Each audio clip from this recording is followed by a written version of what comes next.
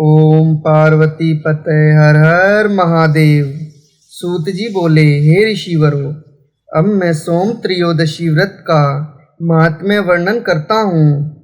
प्रातः स्नान आदि कर शुद्ध पवित्र हो शिव पार्वती का ध्यान करके पूजन करें और अर्घ दें। ओम नमः शिवाय इस मंत्र का 108 बार जप करें।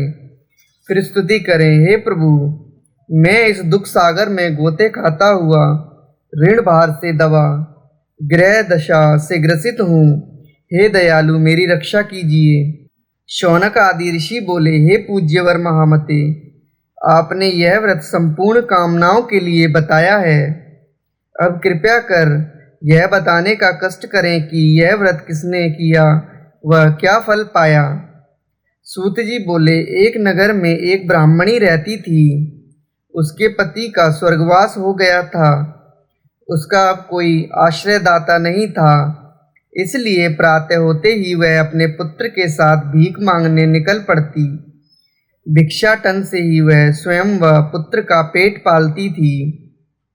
एक दिन ब्राह्मणी घर लौट रही थी तो उसे एक लड़का घायल अवस्था में कराता हुआ मिला।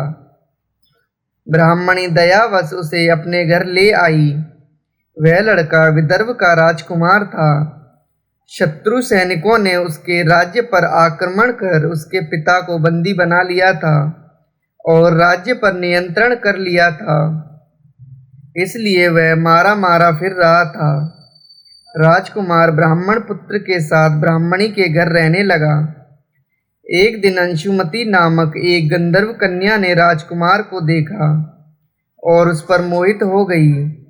अगले दिन अंशुमती अपने माता पिता को राजकुमार से मिलाने लाई। उन्हें भी राजकुमार भा गया। कुछ दिनों बाद अंशुमती के माता पिता को शंकर भगवान ने स्वप्न में आदेश दिया कि राजकुमार और अंशुमती का विवाह कर दिया जाए। उन्होंने वैसा ही किया। ब्राह्मणी प्रदोष व्रत करती थी। उसके व्रत के प्रभाव और गंधर्व राज की सेना की सहायता से राजकुमार ने विदर्भ से शत्रुओं को खदेड़ दिया और पिता के राज्य को पुनः प्राप्त कर आनंद पूर्वक रहने लगा। राजकुमार ने ब्राह्मण पुत्र को अपना प्रधानमंत्री बनाया। ब्राह्मणी के प्रदोष व्रत के महात्म्य से जैसे राजकुमार और ब्राह्मण पुत्र के दिन फेरे, वैसे ही शंकर भगवान अपने दूसरे भक्तों के भी दिन फेरते हैं। बोलो शंकर भगवान की जय। ओम पार्वती पतये हर हर महादेव। आज हम आपको सुनाएंगे सोमवार की व्रत कथा। सोमवार का व्रत साधारणतया दिन के तीसरे पैर तक होता है। व्रत में फलाहार या पारायण का कोई खास नियम नहीं है, किंतु यह आवश्यक है कि दिन रात में केवल एक समय भोजन करें। सोमवार के व्रत में शिव जी पार्वती का पूजन करना चाहिए। सोमवार के व्रत बड़ी श्रद्धा से करने चाहिए। कथा। एक साहूकार था जिसके घर में धन आदि किसी प्रकार की कोई कमी नहीं थी, परंतु उसके कोई पुत्र नहीं था। वह इसी चिंता में दिन रात दुखी रहता था। वह पुत्र की कामना के लिए प्रति सोमवार को शिव जी का व्रत और पूजन किया करता था तथा सायंकाल को शिव मंदिर में जाकर शिव जी के सामने दीपक जलाया करता था। उसके इस भक्ति भाव को देखकर एक समय श्री पार्वती जी ने शिव जी से कहा कि महाराज, यह साहूकार आपका परम भक्त है और सदैव आपका व्रत और पूजन बड़ी श्रद्धा से करता है। इसकी मनोकामना पूर्ण करनी चाहिए। शिव जी ने कहा, हे पार्वती, यह संसार कर्म क्षेत्र है। किसान खेत में जैसा बीज बोता है वैसा ही फल काटता है। उसी तरह इस संसार में प्राणी जैसा कर्म करते हैं वैसा ही फल भोगते हैं। पार्वती जी ने अत्यंत आग्रह से कहा, महाराज, जब यह आपका परम भक्त है और इसको अगर किसी प्रकार का दुख है तो उसको अवश्य दूर करना चाहिए। क्योंकि आप सदैव अपने भक्तों पर प्रसन्न होते हैं और उनके दुखों को दूर करते हैं। यदि आप ऐसा नहीं करेंगे तो मनुष्य आपकी सेवा तथा व्रत क्यों करेंगे? पार्वती जी का ऐसा वचन सुन शिव जी कहने लगे, हे पार्वती, इसके कोई पुत्र नहीं है। इसी चिंता में यह अति दुखी रहता है। इसके भाग्य में पुत्र न होने पर भी मैं इसको पुत्र की प्राप्ति का वर देता हूँ, परंतु यह पुत्र केवल 12 वर्ष तक जीवित रहेगा। इसके पश्चात वह मृत्यु को प्राप्त हो जाएगा। यह सब बातें वह साहूकार सुन रहा था। इससे उसको ना कुछ प्रसन्नता हुई और ना ही कुछ कष्ट हुआ। वह पहले जैसे ही शिवजी महाराज का व्रत और पूजन करता रहा। कुछ काल व्यतीत हो जाने पर साहूकार की स्त्री गर्भवती हुई और 10वें महीने में उसके गर्भ से अति सुंदर पुत्र हुआ। साहूकार के घर में बहुत खुशी मनाई गई, परंतु साहूकार ने उसकी केवल 12 वर्ष तक की आयु जान कोई अधिक प्रसन्नता प्रकट नहीं की और न ही किसी को भेद ही बताया। जब वह बालक 11 वर्ष का हो गया तो उस बालक की माता ने उसके पिता से विवाह आदि के लिए कहा। तो वह साहूकार कहने लगा कि मैं अभी इसका विवाह नहीं करूंगा, अपने पुत्र को काशी जी पढ़ने के लिए भेजूंगा। अतः साहूकार ने अपने साले अर्थात बालक के मामा को बुला लिया। उसको बहुत सा धन देकर कहा, तुम इस बालक को काशी जी पढ़ने के लिए ले जाओ और रास्ते में जिस स्थान पर भी जाओ यज्ञ करते और ब्राह्मणों को भोज कराते जाओ। वह दोनों मामा भांजे यज्ञ करते और ब्राह्मणों को भोजन कराते जा रहे थे। रास्ते में एक शहर पड़ा। उस शहर के राजा की कन्या का विवाह था और दूसरे राजा का लड़का जो विवाह कराने के लिए बारात लेकर आया था वह एक आंख से काना था। उसके पिता को इस बात की बड़ी चिंता थी कि कहीं वर को देख कन्या के माता पिता विवाह में किसी प्रकार की अड़चन पैदा न कर दें। इस कारण जब उसने उस सेठ के लड़के को देखा तो मन में विचार किया, क्यों न दरवाजे के समय इस लड़के से वर का काम चलाया जाए। ऐसा विचार कर वर के पिता ने उस लड़के और मामा से बात की तो वे राजी हो गए। फिर उस लड़के को वर के कपड़े पहनाकर घोड़ी पर चढ़ाकर दरवाजे पर ले गए और सब कार्य प्रसन्नता से पूर्ण हो गए। फिर वर के पिता ने सोचा कि यदि विवाह कार्य भी इसी लड़के से करा लिया जाए तो क्या बुराई है। ऐसा विचार कर लड़के और उसके मामा से कहा, यदि आप फेरों और कन्यादान के काम को भी करा दें तो आपकी बड़ी कृपा होगी। हम उसके बदले में बहुत कुछ धन दे देंगे। तो उन्होंने यह भी स्वीकार कर लिया और विवाह कार्य भी बहुत अच्छी तरह से हो गया। परंतु जिस समय लड़का जाने लगा तो उसने राजकुमारी की चुनरी के पल्ले पर लिख दिया कि तेरा विवाह तो मेरे साथ हुआ है, परंतु जिस राजकुमार के साथ तुमको भेजेंगे वह एक आंख से काना है और मैं काशी जी पढ़ने जा रहा हूँ। लड़के के जाने के पश्चात उस राजकुमारी ने जब चुनरी पर ऐसा लिखा हुआ पाया तो उसने काने राजकुमार के साथ जाने से मना कर दिया और कहा कि यह मेरा पति नहीं है, मेरा विवाह इसके साथ नहीं हुआ। जिसके साथ मेरा विवाह हुआ है वह तो काशी जी पढ़ने गया है। राजकुमारी के माता पिता ने अपनी कन्या को विदा नहीं किया और बारात वापस चली गई। उधर सेठ का लड़का और उसका मामा काशी जी पहुंच गए। वहां जाकर उन्होंने यज्ञ करना और लड़के ने पढ़ना शुरू कर दिया। जब लड़के की आयु 12 वर्ष की हो गई, उस दिन उन्होंने यज्ञ रच रखा था। तब लड़के ने अपने मामा जी से कहा, मामा जी आज मेरी तबीयत कुछ ठीक नहीं है। मामा ने कहा, अंदर जाकर सो जाओ। लड़का अंदर जाकर सो गया और थोड़ी देर में उसके प्राण निकल गए। जब उसके मामा ने अंदर जाकर देखा कि वह तो मृत पड़ा है, तो उसको बड़ा दुख हुआ और उसने सोचा कि मैं अभी रोना पीटना मचा दूंगा तो यज्ञ का कार्य अधूरा रह जाएगा। अतः उसने जल्दी से यज्ञ समाप्त कर ब्राह्मणों के जाने के बाद रोना पीटना आरंभ कर दिया। संयोगवश उसी समय शिव पार्वती जी उधर से जा रहे थे। जब उन्होंने जोर जोर से रोने पीटने की आवाज सुनी तो पार्वती माता कहने लगी, महाराज कोई दुखिया रो रहा है, इसके कष्ट दूर कीजिए। जब शिव पार्वती माता ने पास जाकर देखा तो वहां एक लड़का मृत पड़ा था।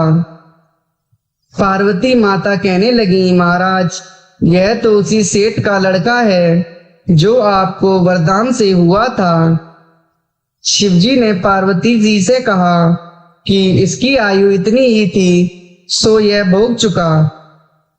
तब पार्वती जी ने कहा, हे महाराज, इस बालक को और आयु दो, नहीं तो इसके माता पिता तड़प तड़प कर मर जाएंगे। पार्वती जी के बार बार कहने पर शिवजी ने उसको जीवन वरदान दिया और शिवजी महाराज की कृपा से लड़का जीवित हो गया। शिव पार्वती जी कैलाश चले गए। शिक्षा पूर्ण होने पर वह लड़का और मामा उसी प्रकार यज्ञ करते तथा ब्राह्मणों को भोजन कराते हुए अपने घर की ओर चल पड़े। रास्ते में उसी शहर में आए जहां उसका विवाह हुआ था। वहां पर आकर उन्होंने यज्ञ आरंभ कर दिया तो उस लड़के के ससुर ने पहचान लिया और महल में ले जाकर उसकी बड़ी खातिरदारी की। साथ ही बहुत सा धन देकर दास दासियों सहित आदर पूर्वक लड़की और जमाई को विदा किया। जब वे अपने शहर के निकट आए तो मामा ने कहा, मैं पहले तुम्हारे घर जाकर खबर देता हूँ।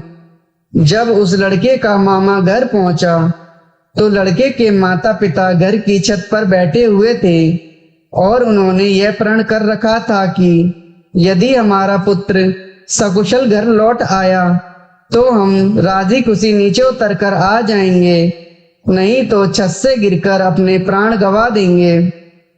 इतने में उस लड़के के मामा ने आकर यह समाचार दिया कि आपका पुत्र आ गया है, तो उनको विश्वास नहीं आया।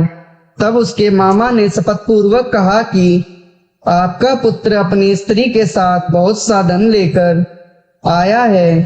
तो सेठ ने आनंद के साथ स्वागत किया और बड़ी प्रसन्नता के साथ रहने लगे। बोलो शिवजी महाराज की जय। दूसरी कथा।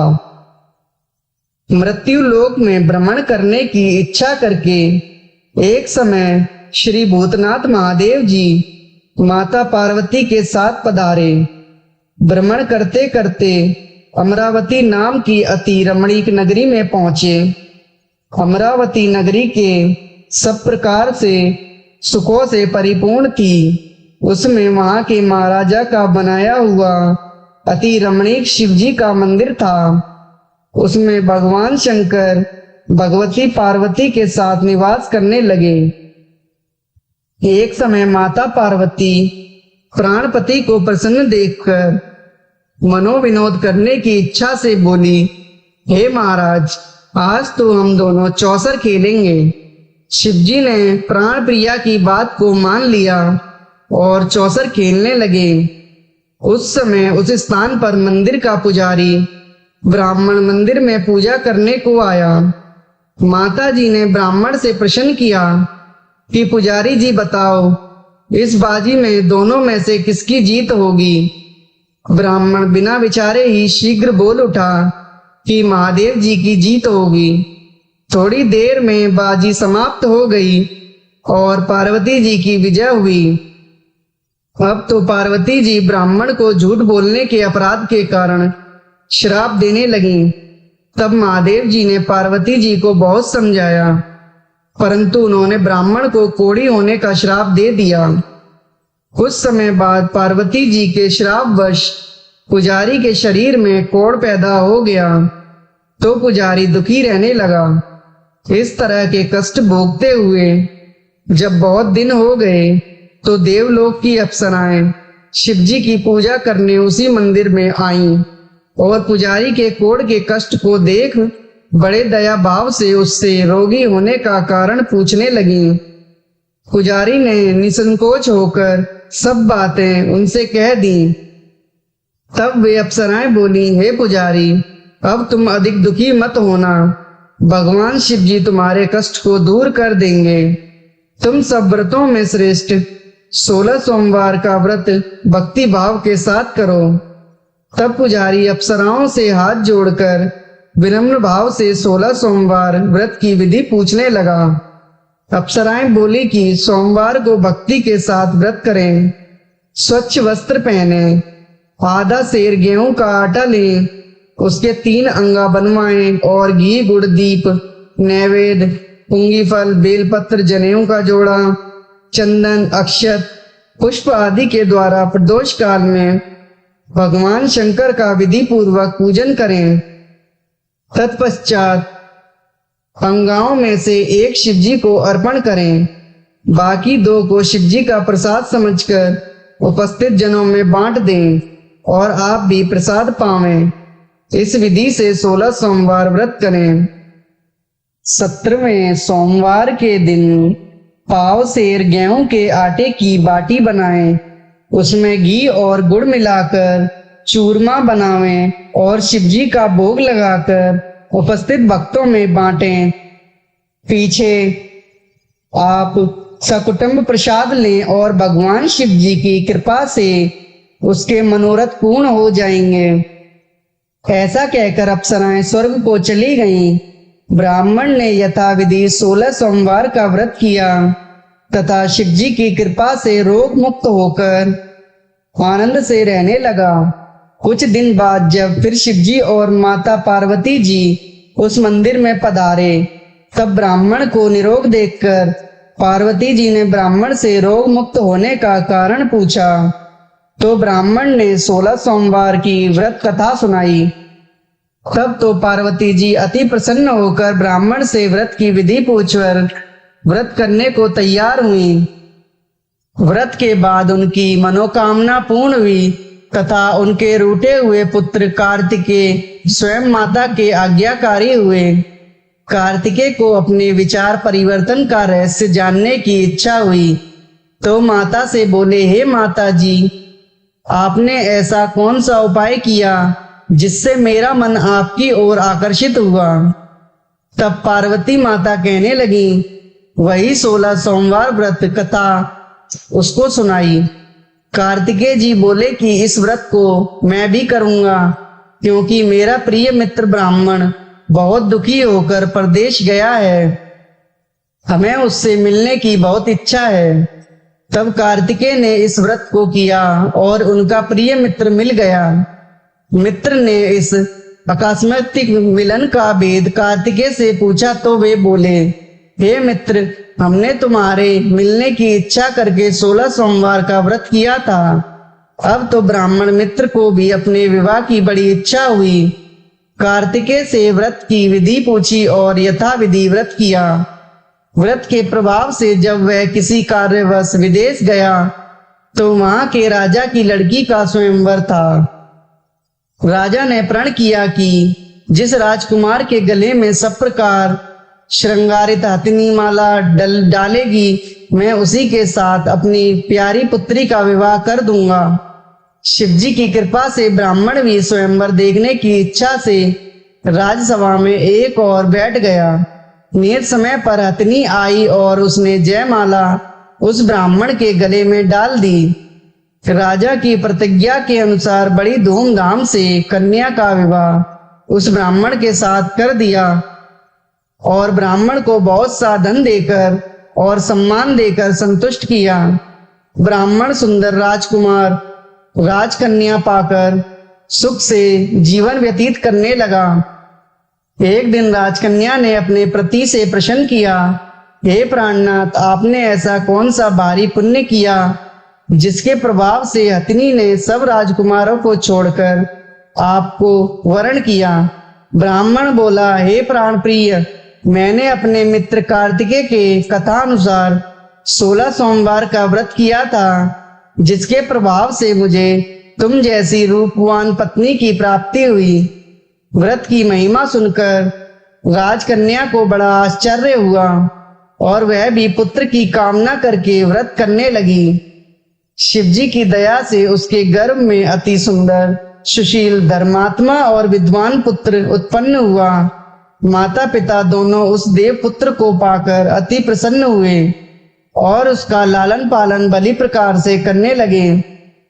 जब पुत्र समझदार हुआ तो एक दिन उसने अपनी माता से प्रश्न किया कि माँ, तूने कौन सा व्रत किया है जो मेरे जैसा पुत्र तेरे गर्भ से उत्पन्न हुआ। माता ने पुत्र का प्रबल मनोरथ जानने के अपने किए हुए 16 सोमवार का व्रत को विधि के सहित पुत्र के सम्मुख प्रकट किया। पुत्र ने सब तरह के मनोरथों का पूर्ण करने वाला यह व्रत सुना तो वह भी इस व्रत को राज्याधिकार पाने की इच्छा से हर सोमवार को यथाविधि व्रत करने लगा। उसी समय एक देश के वृद्ध राजा के दूतों ने आकर उसकी राजकन्या के लिए उसे वरण किया। राजा ने अपनी पुत्री का विवाह ऐसे सर्वगुण संपन्न ब्राह्मण युवक के साथ करके बड़ा सुख प्राप्त किया। वृद्ध राजा के दिवंगत हो जाने पर ही यही ब्राह्मण बालक गद्दी पर बिठाया गया, क्योंकि दिवंगत राजा के कोई पुत्र नहीं था। राज्य का अधिकारी होकर भी वह ब्राह्मण पुत्र अपने 16 सोमवार व्रत को करता रहा। जब 17वां सोमवार आया तो विप्र पुत्र ने अपनी प्रियतमा से सब पूजन सामग्री लेकर शिवालय में चलने के लिए कहा, परंतु राजकन्या ने उसकी आज्ञा की परवाह नहीं की। दास दासियों द्वारा सब सामग्रियां शिवालय भिजवा दी और आप नहीं आई। जब राजा ने शिवजी का पूजन समाप्त किया तब एक आकाशवाणी हुई, हे राजा, अपनी इस रानी को राजमहल से निकाल दे, नहीं तो तुम्हारा सर्वनाश कर देगी। वाणी को सुनकर राजा को आश्चर्य का ठिकाना नहीं रहा और तत्काल ही आकर अपने सभासदों को बुलाकर पूछने लगा कि हे मंत्रियों, मुझे आज शिवजी की वाणी हुई है कि राजा, तू अपनी इस रानी को निकाल दे, नहीं तो ये तेरा सर्वनाश कर देगी। मंत्री आदि सब बड़े विस्मय और दुख में डूब गए, क्योंकि जिस कन्या के कारण राज मिला है, राजा उसी को निकालने का जाल रचता है, यह कैसे हो सकेगा। अंत में राजा ने उसे अपने यहाँ से निकाल दिया। रानी दुखी हो भाग्य को कोसती हुई नगर से बाहर हुई। फटे वस्त्र पहने, भूख से दुखी, धीरे धीरे चलकर एक नगर में पहुंची। वहां एक बुढ़िया सूत काट कर बेचने जाती थी। रानी की करुण दशा देख बोली, चल तू मेरा सूत बिकवा दे, मैं वृद्ध भाव हूँ, मैं भाव नहीं जानती। ऐसी बात बुढ़िया की सुन रानी ने बुढ़िया के सिर से सूत की गतरी उठाकर अपने सिर पर रखी। थोड़ी देर बाद आंधी आई कि बुढ़िया का सूत सर से उड़ गया। बेचारी बुढ़िया पछताती रह गई और रानी को अपने साथ से दूर रहने को कह दिया। अब रानी एक तेली के घर गई तो तेली के सब मटके शिवजी के प्रकोप से चटक गए। ऐसी दशा देख तेली ने रानी को अपने घर से निकाल दिया। इस प्रकार रानी अत्यंत दुख पाती हुई सरिता के तट पर गई तो उस सरिता का समस्त जल सूख गया। तत्पश्चात रानी एक वन में गई। वहां एक सरोवर में सीढ़ी से उतर पानी पीने को गई। उसके हाथ से जल स्पर्श होते ही सरोवर का नील कमल जैसा जल गंदा हो गया। रानी ने भाग्य पर दोषारोपण करते हुए उस जल को पान करके पेड़ की शीतल छाया में विश्राम करना चाहा। वह रानी जिस पेड़ के नीचे जाती उस पेड़ के पत्ते तत्काल ही गिर जाते। वन सरोवर जल की ऐसी दशा देखकर गौ चराते ग्वाले ने अपने गुरुजी से, जो उस जंगल में स्थित मंदिर में पुजारी थे, ग्वाले रानी को गुंसाई के पास ले गए। रानी की मुख कांति और शरीर की शोभा देख गुंसाई जान गई कि वह अवश्य ही कोई विधि की गति की मारी कुलीन अबला है। ऐसा सोच पुजारी जी ने रानी से कहा कि पुत्री, मैं तुमको पुत्री समान रखूंगा, तुम मेरे आश्रम में ही रहो, मैं तुमको किसी प्रकार का कष्ट नहीं होने दूंगा। गोसाई जी के ऐसे वचन सुन रानी को धीरज हुआ और आश्रम में रहने लगी। परंतु आश्रम में रानी जो भोजन बनाती, जल भर के लाती, उसमें कीड़े पड़ जाते। अब तो गोसाई जी भी दुखी हुए और रानी से बोले कि हे बेटी, तेरे पर कौन से देवता का कोप है जिससे तेरी ऐसी दशा है। गोसाई की बात सुन रानी ने शिव जी की पूजा करने को न जाने की कथा सुनाई। तो गोसाई शिव जी महाराज की अनेक प्रकार से स्तुति करते हुए रानी के प्रति बोले कि पुत्री, तुम सब मनोरथों से पूर्ण करने वाले 16 सोमवार का व्रत करो, व्रत के प्रभाव से कष्ट से मुक्त हो सकोगी। गोसाई जी की बात सुनकर रानी ने 16 सोमवार का व्रत किया और 17वें सोमवार के पूजन के प्रभाव से राजा के हृदय में विचार उत्पन्न हुआ कि रानी को गए हुए बहुत समय व्यतीत हो गया, न जाने कहां कहां भटकती होगी, उसे ढूंढना चाहिए। यह सोच रानी को तलाश करने चारों दिशाओं में दूत भेजे। वे तलाश करते हुए गोसाई के आश्रम में रानी को पाकर गोसाई से रानी को मांगने लगे, परंतु गोसाई ने उनसे मना कर दिया। तो दूत चुपचाप लौट गए और आकर महाराज के सम्मुख रानी का पता बतलाने लगे। रानी का पता पाकर राजा स्वयं गोसाई के आश्रम में गए और गोसाई से प्रार्थना करने लगे कि महाराज, जो देवी आपके आश्रम में रहती है वह मेरी पत्नी है। शिव जी के कोप से मैंने इसको त्याग दिया था, अब इस पर से शिव का प्रकोप शांत हुआ गया है, इसलिए मैं इसे लिवाने आया हूँ। आप इसे मेरे साथ चलने की आज्ञा दे दीजिए। गोसाई जी ने राजा के वचन को सत्य समझकर रानी को राजा के साथ जाने की आज्ञा दे दी। गोसाई की आज्ञा पाकर रानी प्रसन्न होकर राजा के महल में आई। घर घर में मंगल गान होने लगे। पंडितों ने वेद मंत्रों का उच्चारण करके अपनी रानी का स्वागत किया। इस प्रकार रानी ने पुनः अपनी राजधानी में प्रवेश किया। महाराज ने अनेक तरह से ब्राह्मणों को धन आदि देकर संतुष्ट किया। इस प्रकार से राजा शिव जी की कृपा का पात्र हो राजधानी में रानी के साथ अनेक तरह के सुखों को भोग करते हुए आनंद से जीवन व्यतीत करने लगा। तब राजा और रानी 16 सोमवार का व्रत करने लगे और लोक में अनेकानेक सुखों को भोगने के पश्चात शिवपुरी को पधारे। ऐसे ही जो मनुष्य भक्ति सहित 16 सोमवार का व्रत, पूजन इत्यादि विधिवत करता है, तो वह इस लोक से समस्त सुखों को भोगकर शिवपुरी को प्राप्त होता है। यह व्रत सब मनोरथों को पूर्ण करने वाला है। बोलो शिव जी महाराज की जय, बोलो पार्वती मैया की जय।